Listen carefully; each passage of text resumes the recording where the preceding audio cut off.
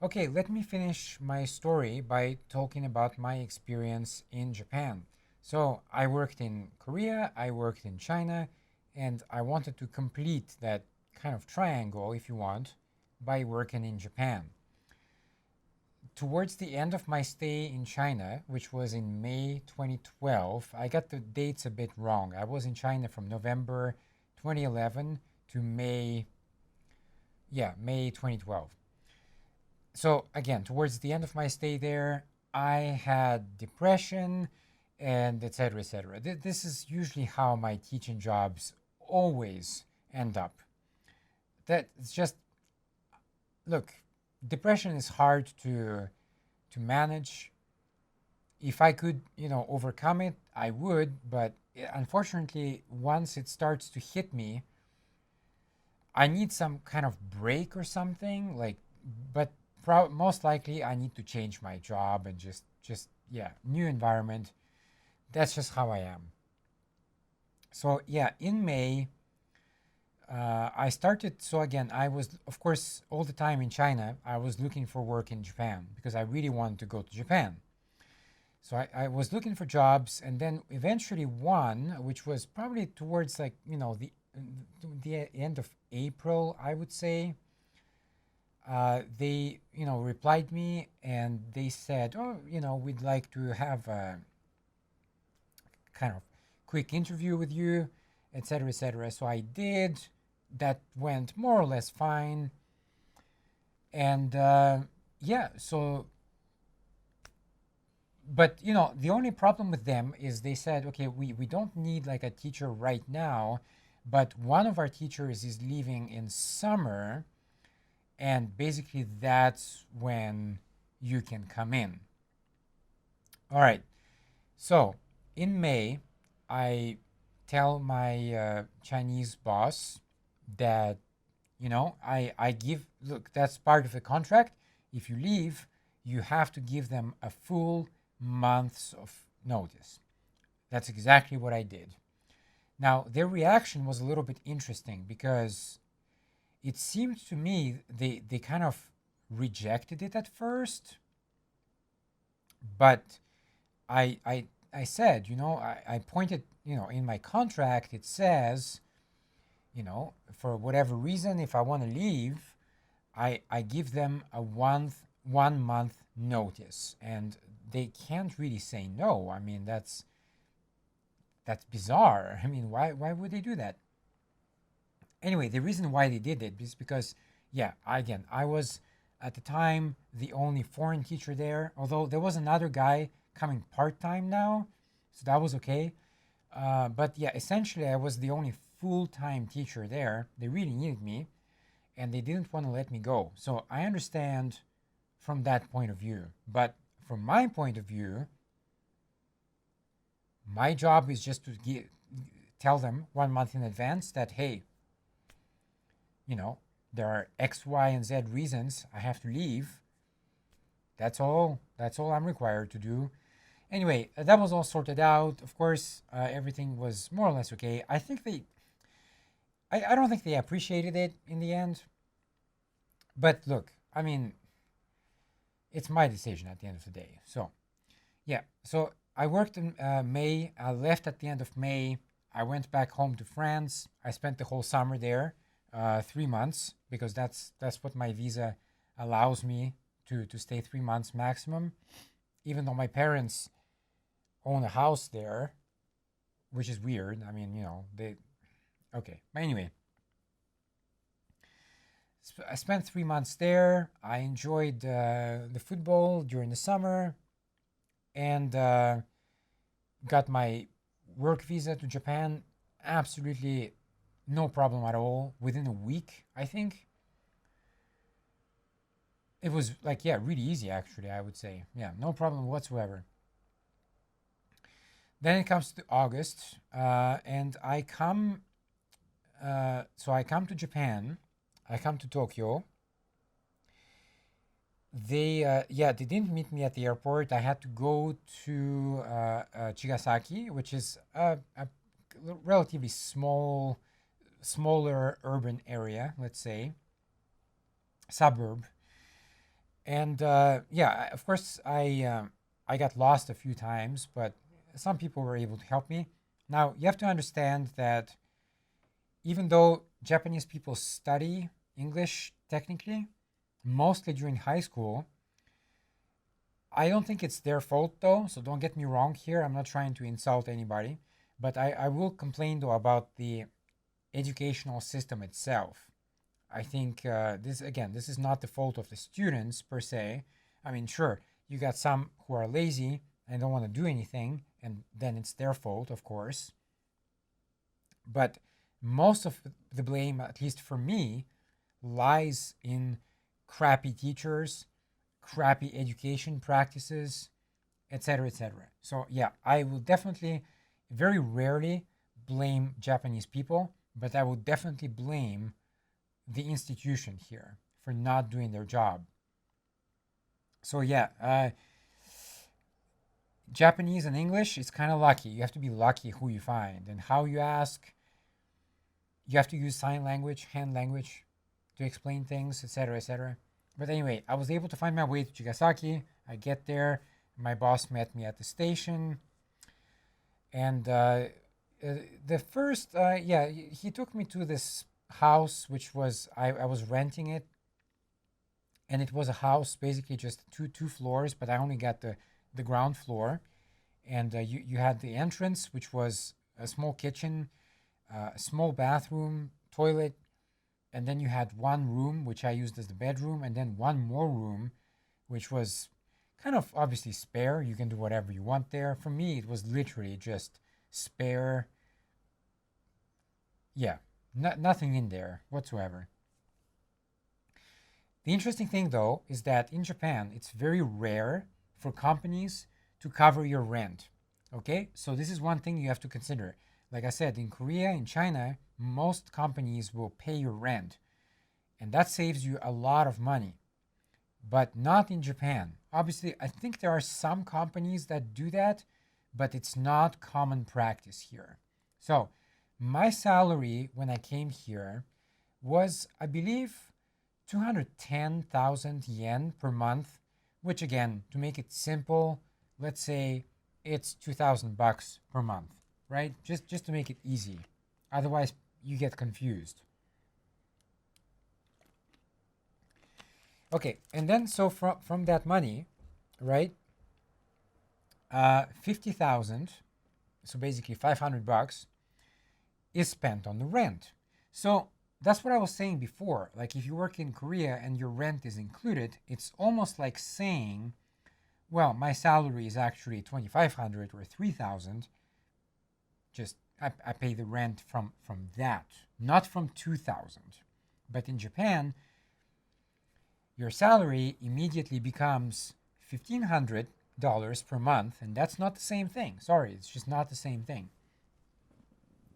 On top of that, of course, you need to pay certain other fees, like some kind of key money, or I don't even know what it's called. It's some kind of weird. It's not even a deposit because deposit you get it back. This is some kind of weird Japanese practice, which I think is completely obsolete, but unfortunately still exists. And people give these kind of weird fees to people. I don't get it personally, but I had to do it. I had a really tough time here getting internet, like in Korea, because again, I don't have a credit card.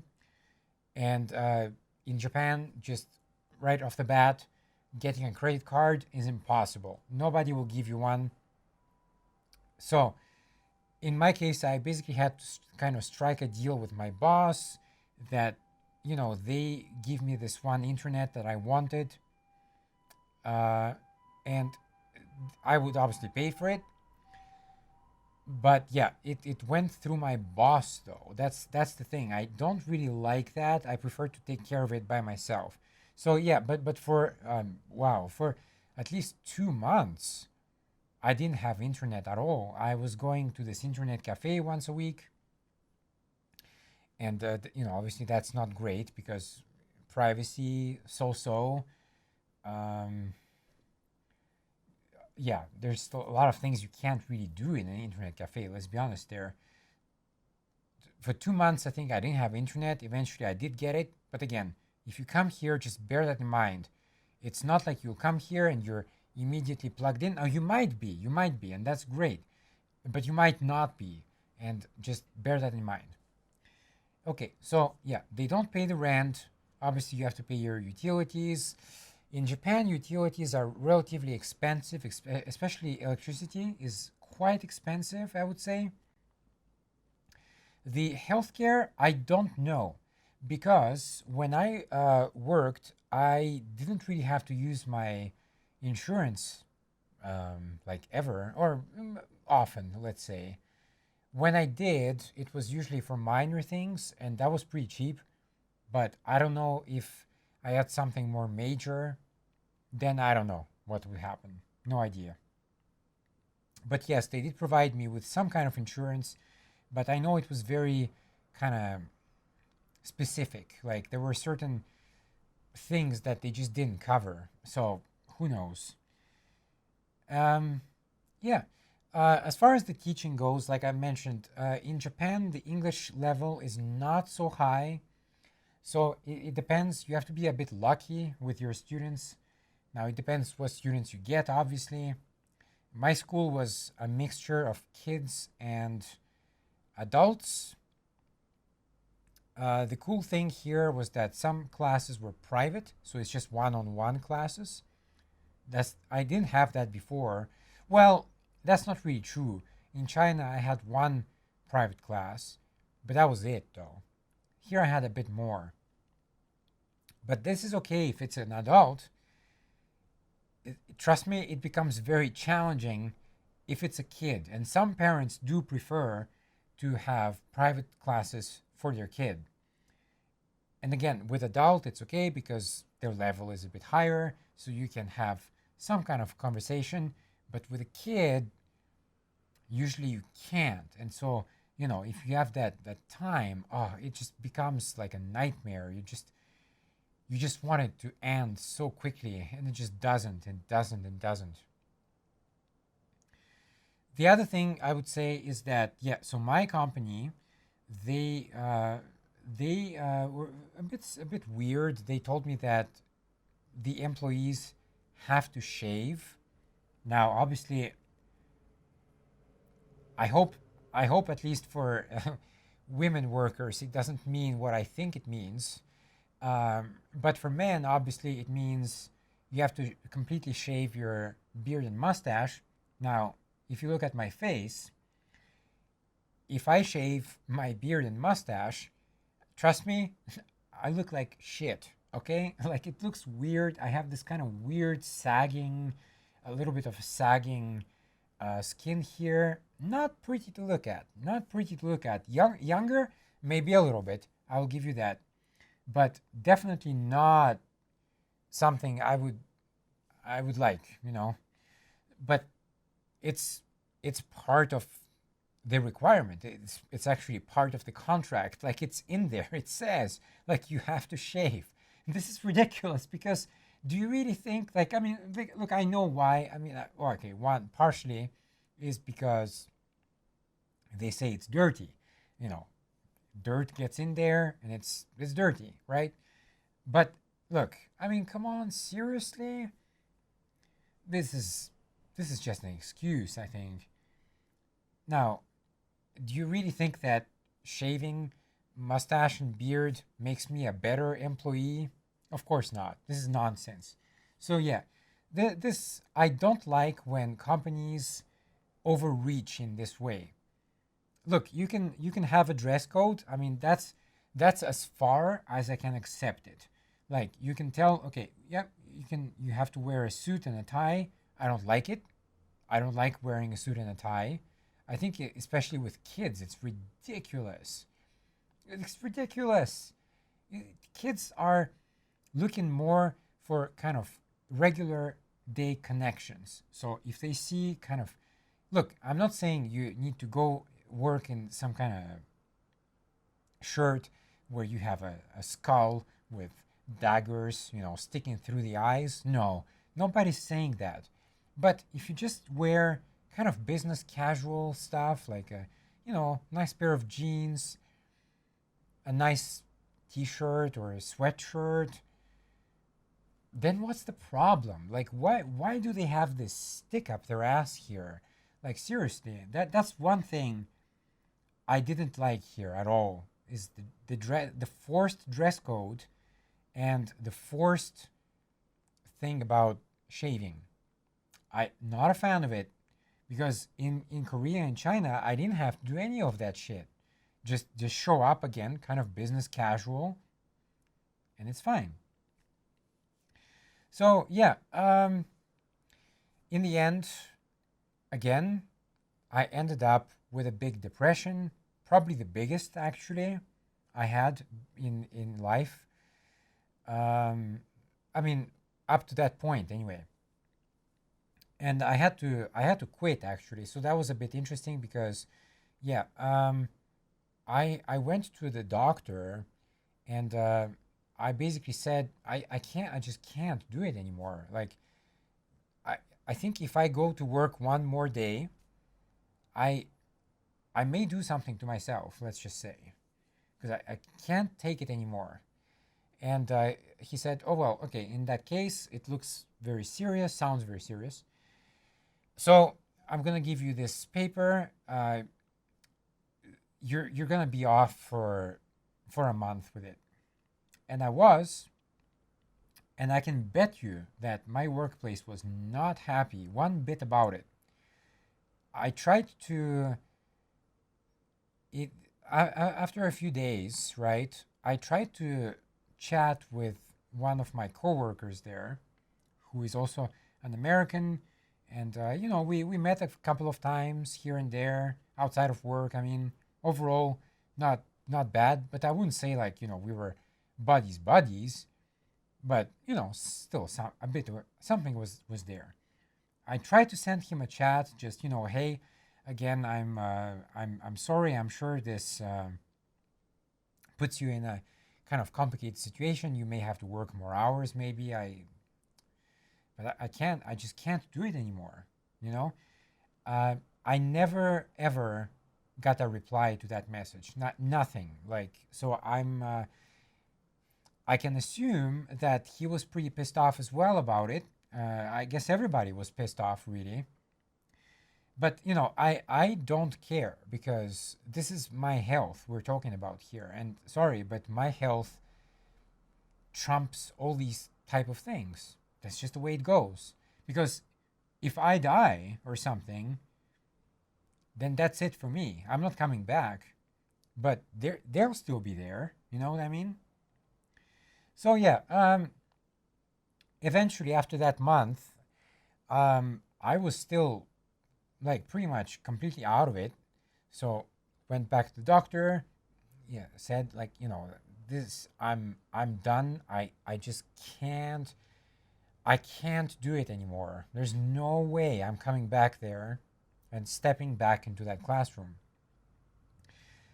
He gave me another paper for another month, but I think by that point, after I provided that paper to the company, I think it was pretty much clear that it was the end. It was, I'm not coming back.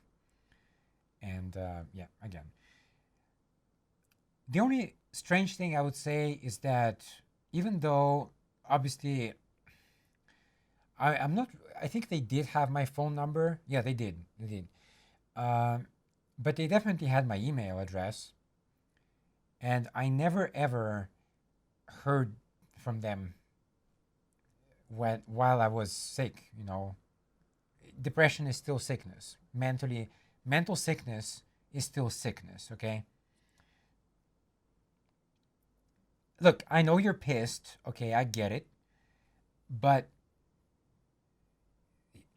shouldn't you like just check on the person? Like, isn't like just forget the work, etc. for a moment, just from a human to human standpoint.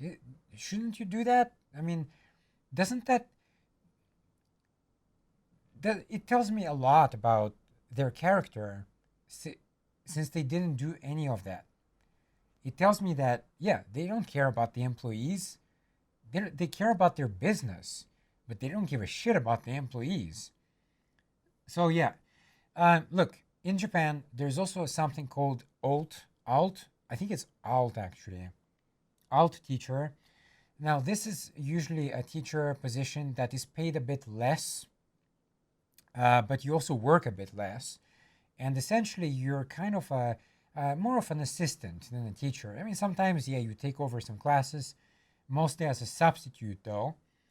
But again, there are very strict requirements. Like you can't leave the workplace. Like you have to stay physically at work.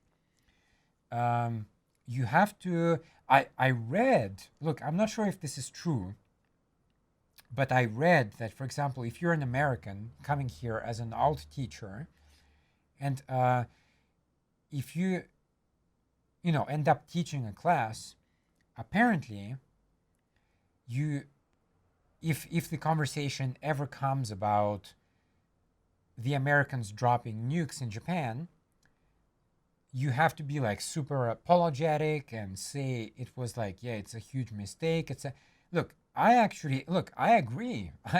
I totally agree with that. Actually, this was an act of murder because, yeah, you didn't kill many military people. You murdered a bunch of civilians. Now, I know the argument, of course, at the time from American leaders, especially Truman, who was a real fucking asshole anyway. And he said, like, yeah, if we go there, then, the Japanese will fight us to the last man, etc., etc. This historically does not match the reality because, in reality, the Japanese economy was in complete collapse. There was famine in the country. The Soviet Union was rolling in and just completely devastating them in Manchuria. So they were definitely on their last legs. So then the argument becomes, well, they used the nuke to deter the Soviet Union from invading. Again, I personally really doubt that because I don't think the Soviet Union was in a position to launch an amphibious invasion of Japan. I really, really doubt it. Anyway, beside the point, I read that you would be expected to do that. Now, whether you want to do that or not is another question, but you'll have to do that if they require you to do that. So again, just bear it in mind. It's those small things. Now, there are other stories as well. I've heard some stories like there are teachers like during vacation time, and they get suddenly a phone call, and maybe like on one day they're told you need to come in. They don't really say why or anything. It's just you need to come in. And I know some people who, because again, I don't know exactly the situation. Maybe the boss was like super drunk or something. Who knows? They come in the next day to the workplace or whatever, and it's just completely shut down. Like it's locked, can't get in, there's nobody there. So why are you there then? That's the question. And sometimes it's like that. It's just absolute bullshit like you'll have to do for no reason at all, no explanation. Um, yeah, I would say obviously like just living in Japan is quite challenging because the yen fluctuates a lot compared to the other currencies, I think. When I came here, it was one currency which was like acceptable at the time, but now we have like crazy inflation here, and it's completely unacceptable. So I think now the yen has lost its value, and then that means why should you come to Japan, right? But there are other reasons to come to Japan. The one thing I will say though is that if you, that's kind of true in other places as well, though. If you want some kind of serious career, not in teaching, but in that country, you'll definitely have to learn the language. And for some, it's easy, and for some, it's really impossible. It's just the way we are. Look, we're not all capable people. I speak three languages. I speak English, French, and Russian, but I have big problems learning more for some reason. I really like just can't. Certain words, certain sentences, yes, but not like full kind of language. I can't. I don't know. So some people can, and it's great if you can.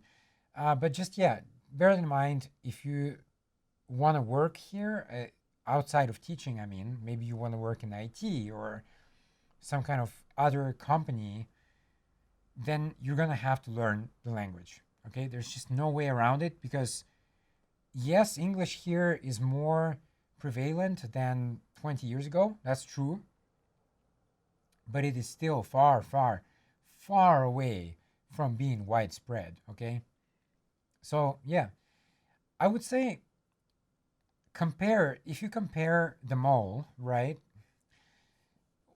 Where would you go? I mean, where is it more advantageous to go? And this is a bit tricky because I think in Korea you get a pretty good package. Like you get a decent salary, you get good healthcare, transportation is cheap, etc., etc., etc. And in China, the salary is okay within China, but if you go back to the States or Canada or whatever, then it's not that much. So I think, but in China though, the working hours are pretty good usually. You don't work 40 hours, you work like 20 or 25, 20 to 25 usually, something like that. So that means you have more free time. And if you, let's say, if you're a writer like me, right, then it's great because you have more time to focus on your work. But obviously, from a financial point of view, it's not fantastic.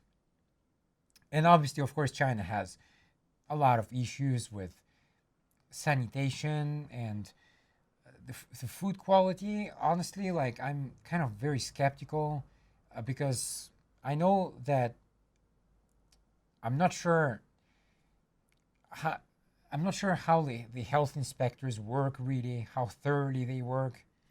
I can't really trust the process in China. Sorry, can't. And in Japan, the problem is that, yeah, you don't get the rent is not paid. So that means that, your salary is immediately less, obviously, right? And there's just a lot of challenges here. Japan is not as cheap as people think. The food is not so cheap. I mean, even when I was living alone, I was still spending like 80 to eh, 80 to 90 bucks a week on food. Utilities are not so cheap, electricity is not cheap, water, gas, eh, relatively cheap, but electricity not, and utilities it depends what you get. So that's kind of it. That's my summary. And of course, the final thing I want to say is that this is a theme. This is common across all the countries. Uh, Crazy Asian parents will always send their kids, even if they're really sick, to school. Now, this is an important distinction to make here. When I'm talking about school, I'm not talking about public school because public school, yeah, you have to attend. I mean, of course, look, if you're sick, you should stay at home. That's always been my policy. I don't want to see sick kids anywhere. Just stay home, get better, and then come back. Look, if you miss a day or two of school, you'll be fine. Trust me. Look, I've done it before in my high school days. You'll be just fine. No worries. When I'm talking about school, though, I'm talking about these kind of extra schools. So these are um, places that students go to after public school, usually. and it's optional. Okay, so already public school, they have to be there because there is the pressure, they have to take the exam, etc., etc., etc. But these schools, they don't have pressure. It's basically just kind of for, I wouldn't say like it's for fun because it still costs money, um, but there's no like test, there's nothing really, so there's no pressure. But yeah, so definitely if you miss a day of that, this is definitely not important. But it doesn't matter because these insane parents, they will still send their sick kids to school. And that means danger for you because obviously you're in a small enclosed space and everybody coughs, etc. You're going to get sick, okay? Just consider that from the standpoint of your health, okay? That's all I will say. Of course, now I don't know how it is because now with COVID, I honestly can't imagine. Like, we had a very small classroom in Chigasaki, and you had a desk. I think it was like 6 or maybe 7 chairs or something. So it's maximum 6 students per classroom plus you. So yeah, 7 chairs. But very, very tiny space.